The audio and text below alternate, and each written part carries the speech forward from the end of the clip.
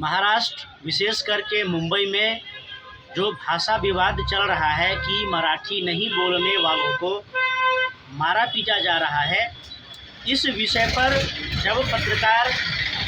दिनेश लाल यादव निरहुआ से प्रश्न पूछ रहे थे तो उन्होंने बिल्कुल सही कहा है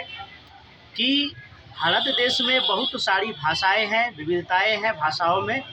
लेकिन जिस प्रकार से एक माला में बहुत सारे मोती गुथे हुए होते हैं तब जाकर के वह एक हार बनता है, उसी प्रकार से यह भारत देश है। यहाँ बहुत भाषाएं हैं, बोलियां हैं,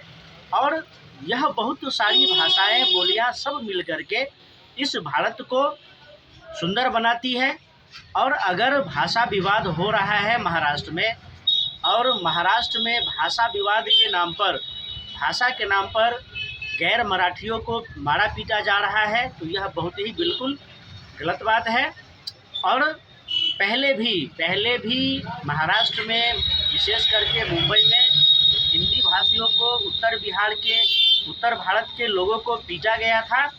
और जब चुनाव हुआ था तो किसी को सीट नहीं मिला, न उद्धव ठाकरे को मिला, न राज ठाकरे को मिला।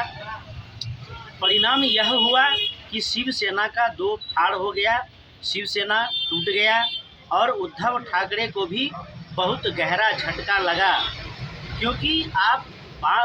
फूट डालो राज करो की नीति अपना करके सफल नहीं हो सकते हैं। फूट डालो राज करो की नीति अपनाकर अंग्रेज शासन का सपना 200 वर्ष तक तो शासन किया, लेकिन उनका शासन अधिक दिनों तक भारत में नहीं टिक पाया। तो फूट डालो राज करो का तकनीकी अपना करके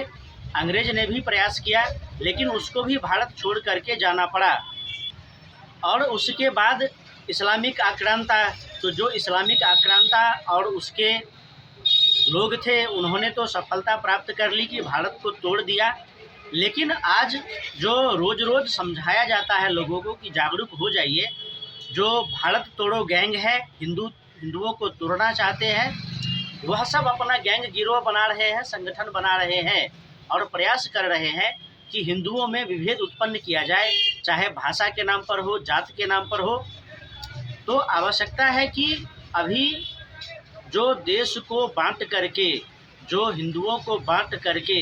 फूट डालो राज करो की नीति अपना करके सत्ता प्राप्त करना चाहते हैं, देश की जनता उनका बहिष्कार करे और उनको अच्छा सबक सिखाए, उनका बहिष्कार हो। जब चुनाव का समय आता है तो उनको वोट ही नहीं देना है, उनको वोट ही नहीं देना है, तो उनके पास शक्ति रहेगी नहीं, और जब शक्ति नहीं रहेगी तो फिर वह अपना गुंडाई नहीं कर पाएंगे। तो अच्छा है। और दिनेश लाल यादव निरहुआ के साथ साथ और भी बहुत सारे नेता हैं, रवि किशन जी ने भी कहा कि नहीं, भाषा के नाम पर जो महाराष्ट्र में गुंडाई चल रही है वह नहीं होना चाहिए। और योगी आदित्यनाथ जी ने भी कहा है कि महाराष्ट्र में यह सब गुंडागर्दी चल रहा है। और सबसे बड़ी बात कि जो महाराष्ट्र में ही, मुंबई में ही एक नीतीश राणे हैं जो बहुत प्रसिद्ध नेता हैं, उन्होंने भी कहा है कि जब आमिर खान, जावेद अख्तर मराठी नहीं बोलते हैं तब तो तुम कुछ कर नहीं पाते हो, तब तो तुम्हें डर लगता है। लेकिन भोले भाले लोग जो बाहर से आते हैं महाराष्ट्र में, मुंबई में काम करने के लिए, अपना रोजी रोटी ढूंढते हैं, अपना परिवार का भरण पोषण तो करते ही है, वह रुपया तो कमाते ही है, साथ ही साथ महाराष्ट्र के लोगों का, मुंबई के लोगों का भी काम होता है, क्योंकि सबको लोगों की आवश्यकता है। कोई बहुत बड़ी फैक्ट्री है तो उसमें काम करने वाले लोगों की आवश्यकता है, और महाराष्ट्र में, मुंबई में तो इतनी सारी फैक्ट्रियां हैं कि केवल महाराष्ट्र के और मुंबई के लोग उसको नहीं संभाल सकते, उनको बड़े स्तर पर लोगों की आवश्यकता होती है, इसलिए लोग वहां जाते हैं।